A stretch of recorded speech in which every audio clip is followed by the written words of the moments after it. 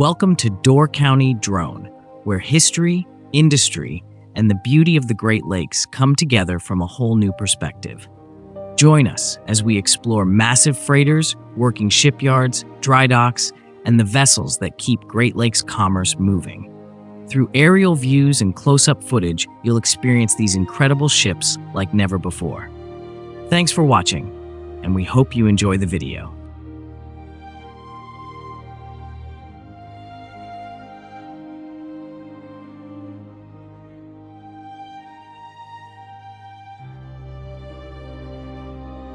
Today we're at Fincantieri Bay Shipbuilding in Sturgeon Bay, Wisconsin, where several very different vessels are showing what it takes to stay in service on the Great Lakes. Each represents a different era of ship design, but all share the same goal: keep working, keep moving cargo, and keep adapting to the demands of modern shipping. We begin with one of the most remarkable working ships on the Great Lakes, the St. Mary's Challenger. Every 5 years, commercial vessels like this enter dry dock for a full inspection. Once the water is removed, crews can examine the entire underwater structure of the ship. Steel thickness is measured, welds are inspected, and any worn areas are repaired or replaced. A fresh coat of marine paint is then applied to protect the hull for years of service ahead. It's routine maintenance, but for a vessel like this, it tells a much bigger story. The Challenger was launched in 1906 as the William P. Snyder. She was built during the height of America's industrial expansion, when the Great Lakes were the busiest inland shipping system in the world. She originally carried iron ore, coal, and limestone, raw materials that fed the steel mills of the Midwest. Those mills produced the bridges, railroads, skyscrapers, and factories that shaped modern America. Over her long career, she changed names several times, becoming the Elton Hoyt Sechth and later the Alex D. Chisholm, but her mission stayed the same: move the cargo that powered industry. By the 1960s, many ships of her generation were being replaced by larger and more efficient freighters. Most were scrapped. The Challenger was not. Instead, she was rebuilt into a self-unloading cement carrier. That conversion gave her a second life, delivering cement for highways, bridges, and construction projects throughout the Great Lakes region. More than a century after her launch, the same hull from 1906 is still working today.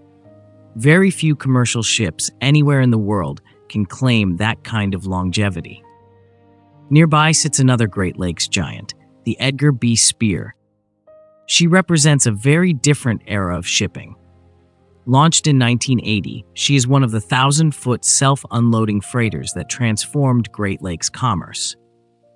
These ships nearly doubled cargo capacity compared to earlier vessels and made bulk transport far more efficient. The Speer has just completed a major shipyard stay and now sits freshly painted and nearly ready to return to service. But this visit was not routine.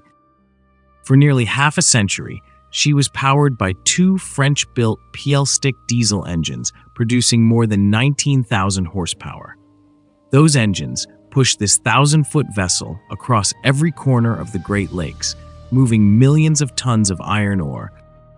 Now, after decades of service, those original engines are being replaced with a modern propulsion system designed to improve efficiency, reliability, and extend the ship's working life well into the future.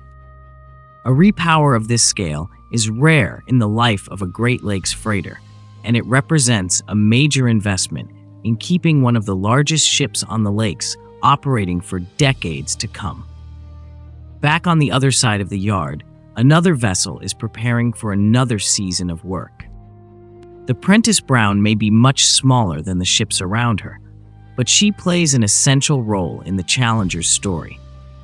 Since the 2013 conversion, she has provided all propulsion for the St. Mary's Challenger through an articulated coupling system that allows both vessels to operate as one. Like the Challenger, the Prentice Brown is also undergoing her regular 5-year inspection. Crews are completing hull maintenance, mechanical work, and fresh paint to ensure she remains reliable in service. Without the tug, the Challenger does not move. Together, they continue a partnership that keeps a 1906-built hull active in modern Great Lakes shipping. As our visit comes to a close, we see another type of vessel representing the future of marine operations, the Discovery. The Discovery is a service operation vessel designed to support offshore wind farms. Instead of carrying cargo, she transports technicians, equipment, and supplies to wind turbines far offshore. Advanced positioning systems and motion-compensated walkways allow crews to work safely in challenging conditions. While separated by more than a century of technology, the Discovery and the St. Mary's Challenger share a common purpose. Both were built to serve the needs of their time. One helped build the industrial Great Lakes. The other is helping shape its energy future. Thank you for watching Door County Drone.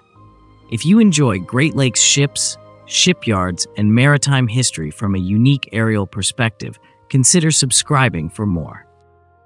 Thanks for watching, and I'll see you in the next video.